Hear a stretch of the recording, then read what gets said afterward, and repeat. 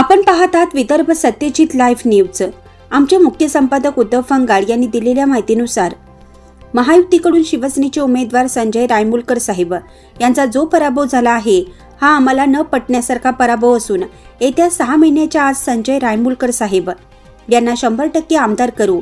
त्यासाठी मेहकरच्या भाजप शिष्टमंडळ किंवा महायुतीचे शिष्टमंडळ महायुतीच्या वरिष्ठ लोकांना भेटून या संदर्भात मागणी करणार आहोत। कारण आमदार संजय रायमुलकर साहेब सारखा माणूस या मतदारसंघात आमदार असणं अत्यंत गरजेचं आहे। हजारो कोटीचा विकास करूनही आमचा पराभव झाला याचा अर्थ लोकांना बहुतेक विकास समजला नाही किंवा आम्ही लोकांपर्यंत विकास झाला हे पोहोचवण्यासाठी कमी पडलो, असे हरिभक्त परायण सीताराम महाराज ठोकळे यांनी सांगितलं।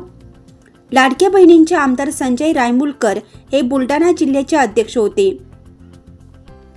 बुलढाणा जिल्ह्यात मेहकर तालुका लाडक्या बहिणींसंदर्भात 1 नंबरवर राहिला। मात्र लाडक्या बहिणींनी मतदान केले किंवा नाही या संदर्भात आम्ही काही बोलणार नाही। मात्र आमदार संजय रायमुलकर यांच्यावर मेहकर मतदारसंघाने नक्कीच अन्याय केला असल्याचे हरिभक्त परायण सीताराम महाराज ठोकळे यांनी सांगितलं। याचबरोबर त्यांनी इतरही काही गोष्टींवर प्रकाश टाकला। नमस्कार, आपण पाहतात विदर्भ सत्यजित लाईव्ह न्यूज। मी उद्धव फंगाड। केलं असतं यात कोणत्या प्रकारची शंका नाही। आमदार साहेबांना 2.5 वर्षांमध्ये 4,500 कोटीची कामे मेहकर मतदारसंघामध्ये केले। लाडकी बहीण योजनेचे लाखो रुपये दोन्ही तालुक्यामध्ये वाटण्यात आले। एवढं असूनही पराभव पत्करावा लागला, असं का? अहो, खरी गोष्ट सांगायचं, जे काम करते का नाही त्यालाच लोक टाळत असतात। आमदार साहेबाच्या इतके कामं म्हणजे मी तरी म्हणेन की 2.5 वर्षात जेवढे कामं केले आमदार साहेबांना तेवढे मागच्या त्यांच्या 10 वर्षामध्ये पण झाले नाही। एवढे कामं आमदार साहेबांनी केले। कुठं रस्ता असेल, कुठं सभामंडप असेल, कुठं कोणतंही काम असेल आणि कोणाचं सावळण असेल, कोणाचं लग्न असेल, कोणत्याही कामासाठी धावून जाणारा माणूस म्हणजे आमचे आमदार डॉक्टर संजय रायमुलकर आहेत, खरं सांगायचं झालं। आणि भांगडाशी लाडक्या बहिणीचे म्हणजे फॉर्म भरले तर मी तुम्हाला सांगतो, बुलढाणा जिल्ह्यामध्ये ते या समितीचे अध्यक्ष होते, लाडक्या बहीण समितीचे अध्यक्ष होते डॉक्टर संजयजी रायमुलकर साहेब। आणि त्यांच्या अध्यक्षतेखाली किती फॉर्म भरले गेले, म्हणजे बुलढाणा जिल्ह्यामध्ये 1 नंबरवर मेहकर तालुका आहे। इतक्या बहिणीचे त्यांनी फॉर्म सुद्धा भरले आणि बहिणीनं मतदान दिलं असेल असं मी म्हणणार नाही की त्यांनी बहिणीनं असं चुकीचं काम केलं असेल म्हणून, परंतु खऱ्या अर्थानं कुठं चुकलं हे मात्र कळलं नाही। परंतु आमदार संजय डॉक्टरजी रायमुलकर जे आहेत हे कमीत कमी 50,000 मतापेक्षा जास्त मतानं निवडून यावेत असं वातावरण मतदारसंघाचं होतं। पण शेवटी काय झालं हे नक्की अजून आम्हाला कळलं नाही। कळलं तर तुमची पुन्हा एकदा आम्ही मुलाखत घेऊन सांगू की भाऊ आमचं कुठं चुकलं। तुम्ही सांगितलं की प्रचार करत असताना एखाद्या गावात जर 1000 लोकसंख्या असेल तर 500-600 लोक तुमच्या मिरवणुकीमध्ये किंवा प्रचारामध्ये राहत होते। मग तुम्हाला असं म्हणायचं की बा लोकांनी सोबत राहूनच विश्वासघात केला? नाही, मी जनतेला विश्वासघात केला असं म्हणणार नाही, कारण आम्हाला जनतेच्या पुढे पुन्हा जावंच लागणार आहे। आज जरी हरलो असेल, आमचं काही चुकलं असेल, त्यांना काही वाटलं असेल तर उद्या आम्ही जनतेच्या समोर जाणार आहोत। जनता आमची मायबाप आहेत, जनतेबद्दल काही बोलून फायदा नाही।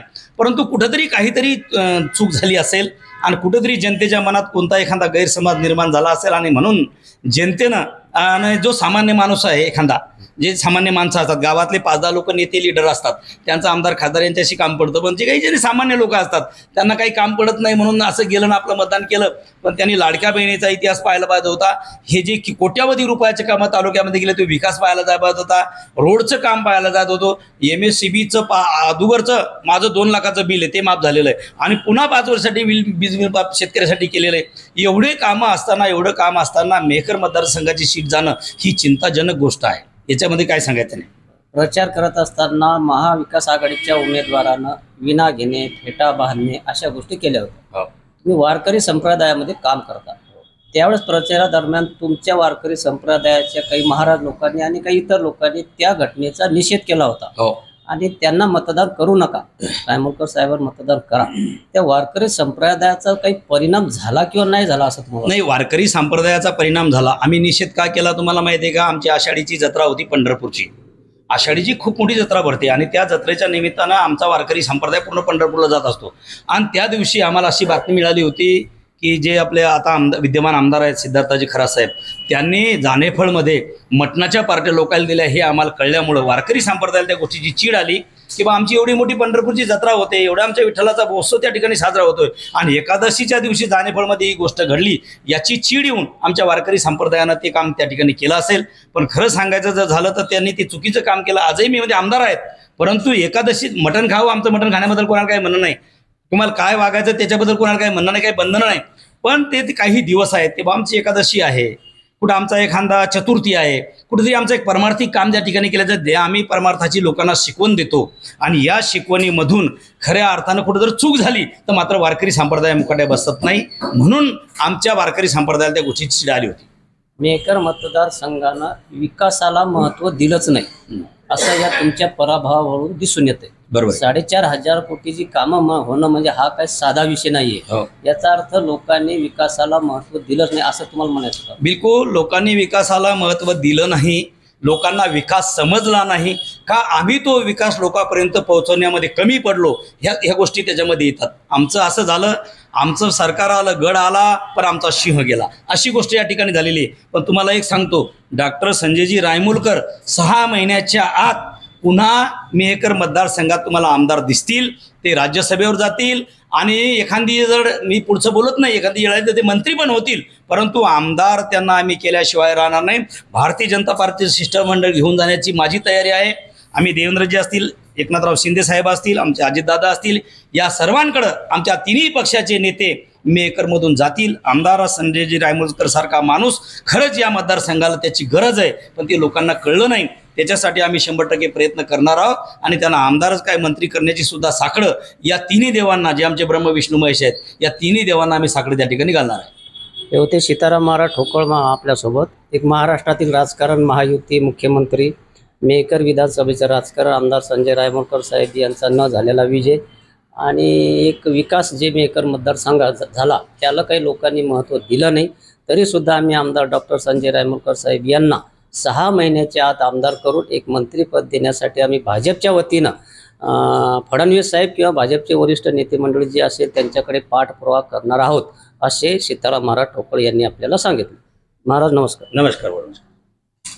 सर्व वाचकांना कळवण्यात अत्यानंद होत आहे की साई दैनिक, साई संध्या, दैनिक विदर्भ सत्यजित हे दोन्ही वर्तमानपत्र ई पेपरच्या माध्यमातून सामाजिक, शैक्षणिक, सांस्कृतिक, साहित्यिक, आध्यात्मिक, राजकीय, शासकीय, प्रशासकीय, खेळ, कला, क्रीडा अशा विविध क्षेत्रातील घडामोडींसोबत सर्वसामान्य, कष्टकरी, शेतकरी, व्यावसायिक, नोकरदार अशा विविध जनमानसांच्या समस्यांच्या बातम्या प्रकाशित करून शासनापर्यंत पोहोचवण्याचं अविरत काम सातत्याने करत आहे. आपल्या या प्रसार माध्यमांना महाराष्ट्र राज्याच्या कानाकोपऱ्यातून उत्तमरित्या चांगला प्रतिसाद मिळत आहे. कविता, लेख, धार्मिक साहित्य यांच्या माध्यमातून देखील धार्मिक संस्कृतीचं जतन केलं जात आहे. वाचकांकडून चांगला प्रतिसाद मिळत असून याचबरोबर दैनिक Vidarbha Satyajit YouTube news channel व दैनिक विदर्भ सत्यजित न्यूज पोर्टल हे प्रसार माध्यम सुद्धा सुरू आहे. हे सर्व समस्त वाचक, जाहिरातदार बंधू भगिनी आणि आमचे प्रतिनिधी व संपादक मंडळाच्या सहकार्यामुळे शक्य होत आहे. वाचकांकडून मिळत असलेल्या उत्तमरित्या प्रतिसादाबद्दल संपादक मंडळ आपले आभारी आहे. बातम्या व जाहिरातीसाठी संपर्क संपादक उद्धव फंगाळ, मोबाईल नंबर 95 11 44 61 11.